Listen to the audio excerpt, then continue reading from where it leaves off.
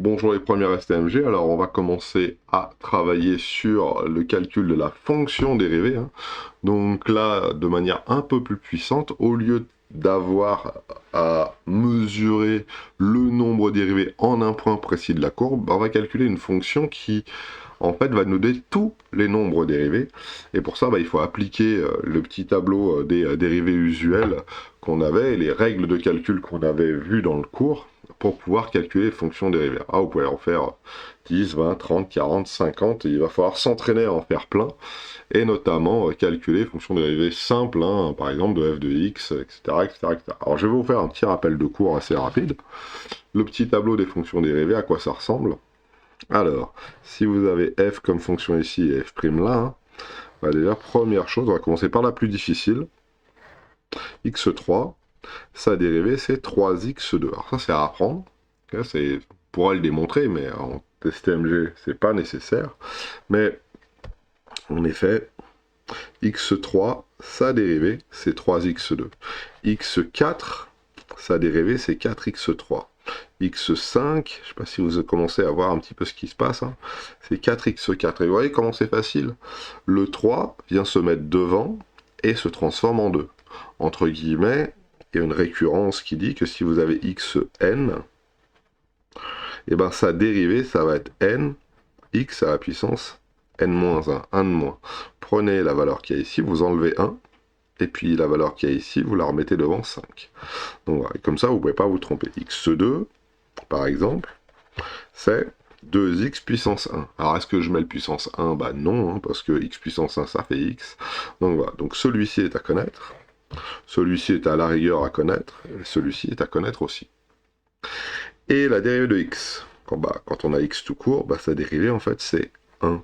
Parce que ça fait 1, le 2 vient devant, ça fait 1, x à la puissance 0. Et x à la puissance 0, hein, qu'est-ce que c'est? C'est 1, et 1 fois 1, ça fait 1. Donc voilà. Et si on a une constante, c'est-à-dire quelque chose sans x, on appelle ça généralement k, et sa dérivée c'est 0. Avec ça, déjà, on peut faire déjà plein de choses. Après, il y a des règles. Les règles, elles sont simples. Si vous avez une composition de fonctions, sa dérivée, c'est aussi la composée de ces fonctions. Alors attention, je me suis peut-être trompé dans le mot composé, c'est pas composé, mais c'est par exemple, si vous avez 3x2 plus x plus 7, on va d'abord dériver ça. Alors ça, c'est la fonction f, oh là, ça c'est la fonction f de x. On va le faire correctement. Si ça, c'est ma fonction f de x, pour trouver ma dérivée, f', alors je vais bien mettre le prime, hein, c'est pas la même fonction, c'est une autre fonction qu'on calcule à partir de la première. Le x2, on va le transformer en 2x. Le x2, on va le transformer en 2x. Le x, on va le transformer en 1, il va se dériver en 1. Et le 7, c'est une constante qui va se dériver en 0. Maintenant, devant le 7, il y avait un plus, donc on va faire le plus. Devant le x, voilà, c'est un 1, j'ai dit. Devant le x, il y avait un plus, donc on garde le plus. Et devant le x2, il y avait un 3, donc on garde le 3. Okay. Alors attention, une petite différence entre ce 3 et ce 7. Ce 3, il multiplie une fonction, donc on le garde. Ce 7, il est tout seul. On ajoute 7. C'est pas multiplié par x ou quoi que ce soit, c'est vraiment une constante à la fonction. Donc, vu qu'on rajoute 7, sa dérivée, ça fait bien 0. Attention à pas dire, je dérive le 3 et ça fait 0, et il me reste plus que 0 fois 2x et c'est 0. Donc au final, ça me fait donc 6x plus 1. Donc la dérivée de 3x2 plus x plus 7, ça va faire 6x plus 1. Et dans les exercices 20, 21, 22, 23, etc., vous allez voir qu'il n'y a rien de bien difficile, c'est toujours ça. Et c'est rien d'autre que ça. Et regardons donc la 20. La 20, l'exercice 20, il est très simple. On a une fonction f qui est x3, une fonction g qui est 2x, x2 plus 3x, et une fonction h qui est x2 plus 2. Et on veut associer à chaque fois ces dérivés. Alors moi, pour faire plus simple, je vais directement les dériver, ça ira encore plus vite. f de x qui vaut x3. C'est facile, sa dérivée, je la connais. Hein. Si je reprends mon tableau des dérivés, ça fait donc 3x2. Hein, si je prends mon tableau des dérivés, c'est ici. x3, c'est 3x2. Mon 3 vient devant, et après mon 3 se transforme en 2. on enlève 1. Donc f' de x c'est 3x2, et ça c'est donc le petit b. Je le mets entre parenthèses ici. Voilà. Pareil pour g de x. G de x c'est donc x2 plus 3x, x2 plus 3x, et sa dérivée c'est g' de x, et g' de x ça fait 2x plus 3. Et là vous voyez, si je cherche g' de 2, bah, j'ai juste à remplacer x par 2, et j'aurai directement g' de 2. Et j'aurais pas besoin de lire sur la courbe, le coefficient directeur de la tangente, etc. Voire même, à partir de la dérivée, je peux directement obtenir le nombre dérivé en une valeur d'abscisse voulue, et obtenir le coefficient directeur, et tracer la droite. Voilà, j'ai beaucoup plus d'informations ici, parce que j'ai tous les nombres dérivés pour toutes les valeurs de x possibles et imaginables. Alors, on y va pour h de x. H de x égale, alors h de x c'est x2 plus 2. Alors je remplace x2 par, alors h' de x, par ça, je dérive x2, si je dérive x2 ça fait 2x, et si je redérive 2, bah, ça fait 0. Donc là ça fait 2x, donc ici c'est le petit c, et je suppose que ici c'est le petit a. Voilà pour le 20. Et maintenant, le 21, le 22, le 23, le 24, le 25, etc., le 26, c'est uniquement des dérivés à faire. Et on vous demande à chaque fois de dériver f', de dériver f pour trouver f'. Alors je vais le faire juste derrière, ici, et je vais le faire en version rapide, on va dire. On va essayer de faire en sorte de ne pas perdre trop de temps, et d'essayer de faire ça bien. Alors, le 21. F de x égale 7. Ah bah ça tombe bien. F de x égale 7.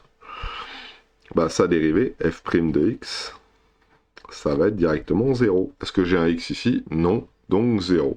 Mon tableau des dérivés, il était donné ici. Lorsque j'ai une constante ici, sa dérivée, ça vaut 0.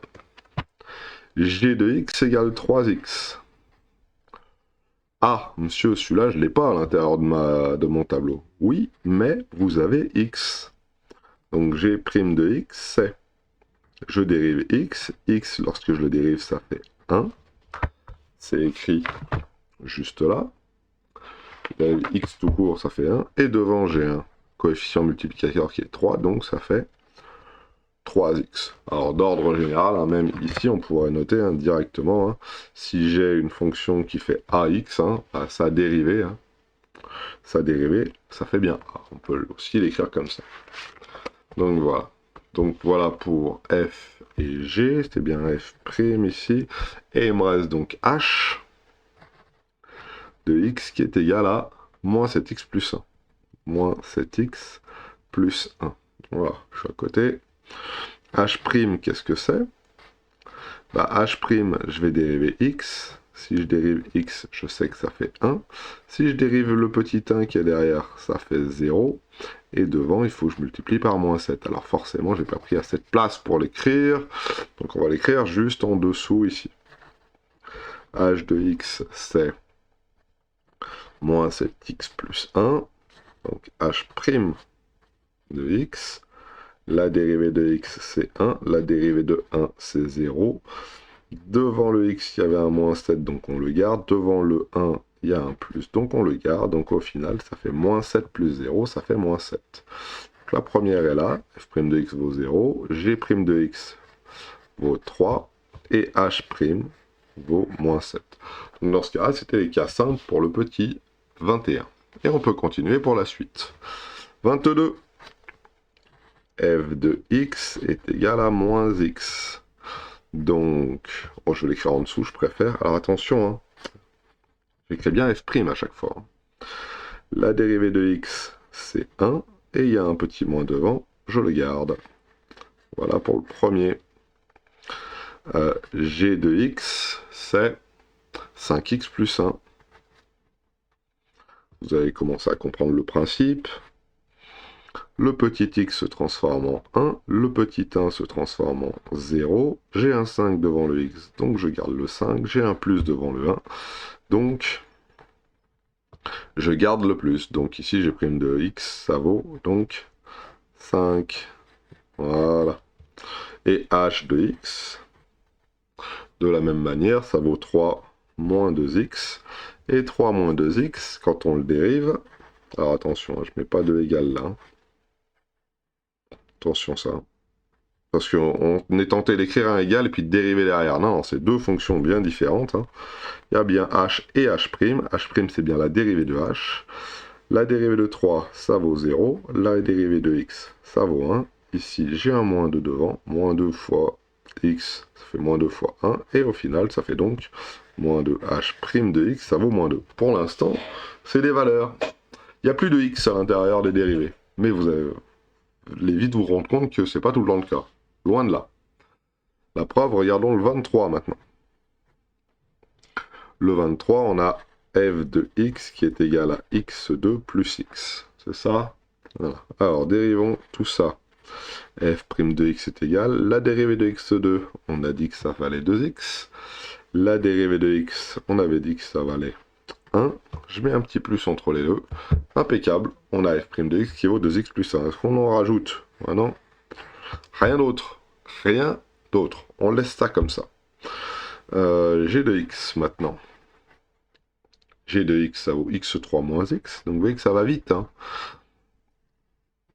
Il n'y a pas besoin de faire des tonnes de calculs. Hein. x3, on le remplace en 3x2. Le petit x, il se dérive en 1. Entre les deux, il y a un petit moins. Donc g' de x, 3x au carré moins 1. Voilà. Alors bien sûr, vous allez voir qu'on va demander d'étudier le signe de ce truc-là. Pourquoi? Parce que je vous rappelle que le signe de la dérivée, ça revient à dire si la fonction elle est croissante ou décroissante. Si la dérivée est positive, la fonction est croît. Si la fonction dérivée est négative, ça veut dire que la fonction f décroît. Donc étudier le signe de ça, ça aurait plus vous poser de problème, on a vu ça en seconde. Et h de x, vous verrez que ça c'est un second degré, vous l'avez vu aussi au début de l'année. H de x, ça vaut x3 moins x2. Et h' de x, ça vaut donc 3x2 moins 2x. Voilà. Et on est bon, on a trouvé pour le 23. Allez, on fait rapidement le 24, le 25 pour avoir toutes les réponses. À chaque fois, j'encadre, je vous remontre un petit peu chacune des réponses. Et le 24. C'est parti. Alors, 24. f de x égale x2 plus 1. Donc si vous avez tout bien compris, on peut directement dire que la dérivée de x2, c'est 2x. La dérivée de 1, c'est 0. Donc au final, ça fait f' de x est égal à 2x. Pas besoin de rajouter le 0. Rapidement, on peut directement écrire ça, sans même maintenant mettre les petites flèches. Si ça vous aide, gardez les petites flèches. Hein. G de x, ça vaut x3 moins 3. Donc pareil, hein, x3, sa dérivée, ça va être 3x2. Et moins 3, ça fait moins 0. Donc peut-être même pas nécessaire de mettre le moins 0 à l'intérieur. Donc g' de x, ça fait 3 plus x2. Et h de x, on en est au 24. 1 plus x3. Trompe pas. On en est au 24. 1 plus x3. Alors, dérivée de 1, bah, ça vaut 0, monsieur. Attention, ça c'est h' de x. La dérivée de x3, c'est 3x2. Voilà, donc au final, le 0 était peut-être pas nécessaire. H de x est égal à 3x2. Pareil pour le 25. Alors c'est magique, hein, ce tableau, il faut l'apprendre par cœur, bien sûr. Hein. Il faut le connaître sur le bout des doigts, mais pour les STMG, ça va très vite. Il n'y a pas besoin de gros apprentissage. Hein. C'est généralement des polynômes, et les règles de calcul sont assez faciles à appliquer. 9x2. Alors, f' de x. La dérivée de x2, c'est 2x. Devant, j'ai un 9, ça fait 2 fois 2x. 9 fois 2x, ce qui fait 18x. f' de x égale 18x. G de x égale 2x3. Et bien de la même manière, hein, La dérivée de x3, c'est 3x2, avec un 2 devant. 2 fois 3x2, ça fait 6x2. Et on est bon. Et c'est parti. Il faut tous se les faire. Une fois, hein, h de x est égal à moins 8x3. Et alors, attention, h' de x. Donc vous voyez, j'ai commencé à écrire le égal. Hein. J'allais dériver, mettre le égal et dériver derrière. Non, non, non, non, non. Attention, hein. La dérivée, c'est pas égal à la fonction première. h' de x, c'est donc moins 8 fois 3x2. Ça fait moins 24. 8 fois 3, 24. Moins 24, x2. Et voilà notre jolie petite dérivée de h. À la rigueur, ce qu'on peut mettre entre les deux, c'est ça. C'est une double flèche. Pour dire ce qu'il y a au-dessus, c'est pas égal à ce qu'il y a en dessous, c'est équivalent. C'est pas deux quantités c'est pas deux quantités égales. C'est de dire que si j'ai cette fonction qui est définie comme celle-ci, alors sa dérivée est définie comme celle-ci. Voilà. Voilà pour notre 25. Et le dernier, le 26, donc. On y va. F de x est égal à moins 4x 2. Alors, vous avez compris le principe. F' de x est égal à moins 4 fois 2x, ce qui nous donne donc moins 8x pour f'. Pour g de x, on a 3x3, ce qui fait donc le x3 et g' de x. Le x3 se transforme en 3x2, ce qui va nous donner donc 9x2. Je ne me suis pas trompé, hein? Non, je ne me suis pas trompé. Et j'ai h de x de la même manière. Moins 5x3, forcément j'arrive toujours au bout du cahier quand c'est la dernière dérivée à faire. Et ça nous donne h', hein, vous voyez, à chaque fois je mets un petit prime, j'oublie pas. Ce qui fait donc moins 5 fois la dérivée de x3, 3x2, ce qui au final nous donne moins 15 x2. Et voilà, pour ces petites dérivées. Alors je vous remonte les solutions, à chaque fois il y a le numéro de l'exercice et la petite réponse qui va bien. Je vous souhaite à tous de passer une bonne journée, on se retrouve pour les exercices suivants.